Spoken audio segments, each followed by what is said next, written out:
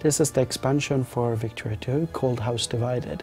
It's an expansion that makes more depth to gameplay, adds things that people have been asking for, and making it to a much better game. Victoria 2 at its heart is a political economical game, so it's natural when we're doing an expansion that we're focusing on making the economical game even more deep.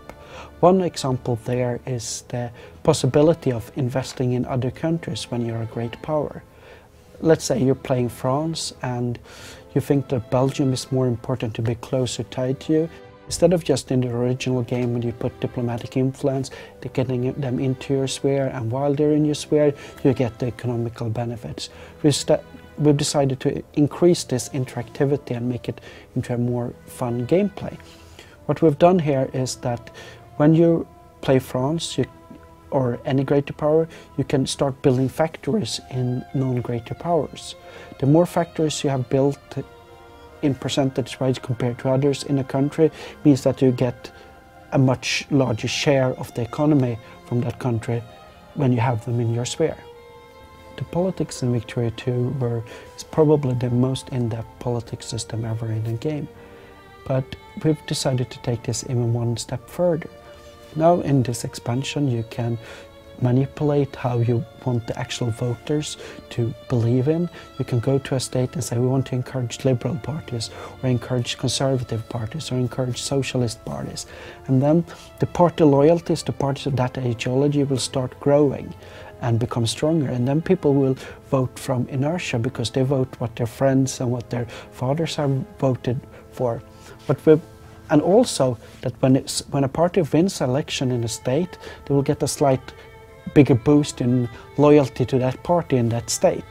So you'll have this weird, or not weird, but cool things like a solid democratic South in US, and liberals in big cities, and then socialists appearing when there are factory workers, and you'll see a different political landscape of the countries. In Victoria 2 we had rebel factions. Rebel factions were basically pops joining together into a faction, and then when they got strong enough they turned into a military uprising. What we've done here instead is to make this more in-depth and more flavor, so that it's not either a military uprising or nothing. Here we have popular movements, which is the new world, since they're not just rebels, they're people agitating for reform or for the independence of a country. But if they're agitating for a reform, they're working inside the system at first. So that you'll see this reform getting more and more popular because of this movement there. But you can also try to suppress movements by using your lack of press freedom and good bureaucrats and policemen to basically crack down and make sure that people are not as much attached to that reform movement. But the more time you crack down on a movement, the stronger their anti-society bias will become, and eventually a party or a movement in a society where it's also not that much freedom will be able to become radical. And when a movement is radical, you get a military uprising, like in Russia when you get the communists rising up and making a coup in 1917. There's not always a need to suppress movements. Sometimes you want to accept what they want to do. Let's say you have a movement that goes for a political freedom like the vote. It might be even better long term for you to just let this movement get as powerful as possible, get as many people as possible to support that movement, and then you enact it when the conservatives have become upset enough about it. Then you can enact it and make a lot of people happy.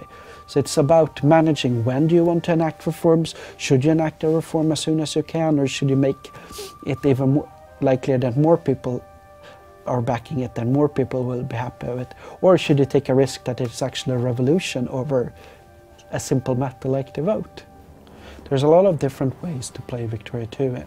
Some people love playing with a democratic state and having as much freedom as possible and letting people do vote whatever they want in, and then they roll with the punches and have a large big industry that's fully funded by free capitalists. That's a lot of input and output. And there's also those people that prefer a very, very autocratic state where you don't really let the people have much say and try to crack down on anything and have perfect control over what the economy should be like. And there's the middle way of those people that sometimes let elections go and sometimes not. It's all up to you, and you can forge the society you want in Victoria. One of the things with the military system in Victoria 2 is that it grows kind of unwieldy when you're playing a big country, especially late in the game when you might have like hundreds of units, 1,000 units, you're recruiting them, remobilizing, then you have to give them manual orders. What we've done in this expansion is to add a concept called rally points. Basically, whenever a unit is built, it would automatically start marching to the closest rally point and then merge with any unit there. Of course, merging is optional, you don't have to auto-merge, but all of this makes it much, much easier to mobilize in a big war.